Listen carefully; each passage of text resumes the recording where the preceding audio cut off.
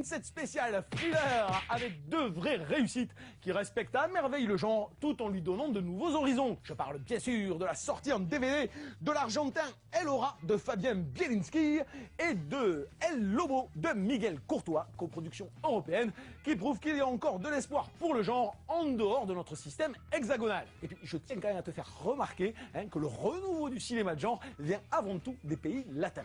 La preuve avec le cinéma anglais.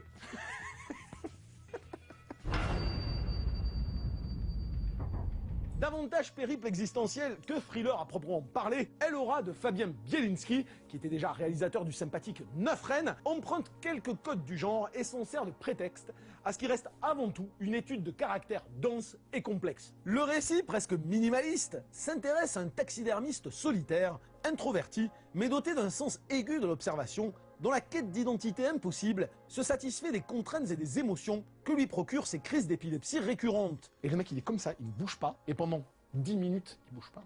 J'exagère. 5 minutes, il bouge pas. Et là, t'as tout en termes de mise en scène. La caméra qui tourne, qui le filme d'une certaine manière, qui joue sur le son, qui joue sur la lumière, et qui fait naître à la fois l'extrême frustration qu'a le personnage d'être contraint de le subir, et en une fois, l'incroyable jouissance qu'il a à ne plus avoir de contraintes. Il le dit à un moment donné, c'est El Aura, c'est ce moment avant qu'il tombe dans les pommes, où il explique qu'il est libre.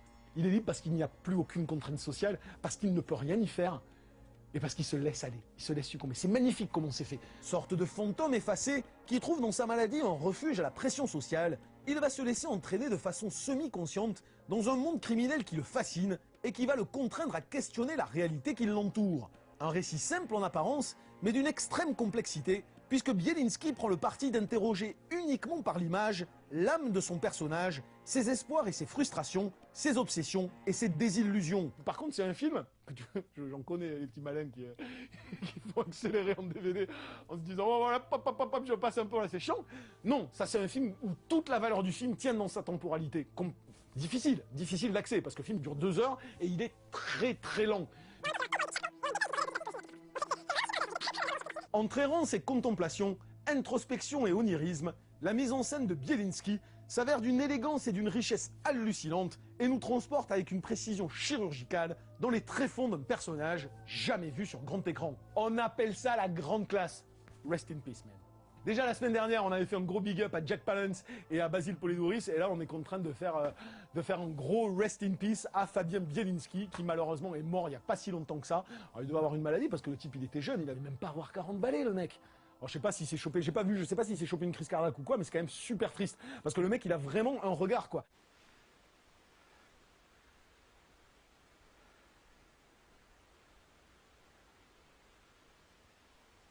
Mais c'est embarrassant de se faire sucer le doigt par une nymphomane, mais c'est quand même agréable. Mais c'est toujours surprenant en fait. Parce que t'es là, tu discutes, bah voilà, et tout d'un coup, boum. What the fuck? Alors t'es là, t'es tout émoustillant, mais en même temps t'as l'air un peu con quand même. Parce que... Production espagnole réalisée par le français Miguel Courtois, avec des stars des deux pays dans les rôles principaux, Eduardo Noriega, Mélanie Douté et un Patrick Bruel surprenant en tête. El Lobo est à la fois une coproduction qui fonctionne à merveille, un pur thriller captivant de bout en bout et un vrai film politique old school dans la grande tradition des Costa Gavras de la belle époque. Moi j'ai le curry qui remonte là. Ah c'est ça l'odeur. En fait le curry c'est super agréable quand tu bouffes, mais c'est très désagréable tout de suite après quand tu rôtes. Et c'est 2 fois plus désagréable 2 heures après quand tu es aux toilettes. C'est la problématique du curry.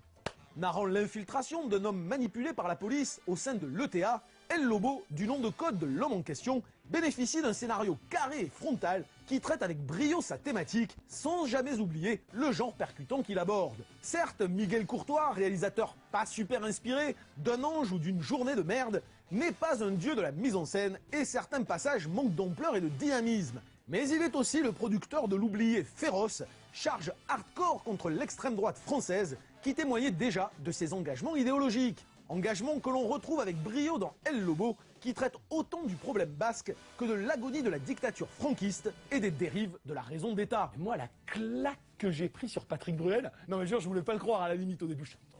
C'est lui qui raconte des conneries sur le poker à longueur de journée et qui est capable de jouer comme ça, mais il est d'une intensité, parce qu'en plus, pas un rôle fastoche le mec, il joue le chef de l'ETA quoi. Il joue enfin un des leaders de l'ETA et un leader sanguinaire et complètement taré. Il a une présence Patrick Bruel, mais de ma vie, j'aurais coupé ma main si on m'avait dit Patrick Bruel, il est capable d'être impressionnant dans un film. Putain qu'il pète.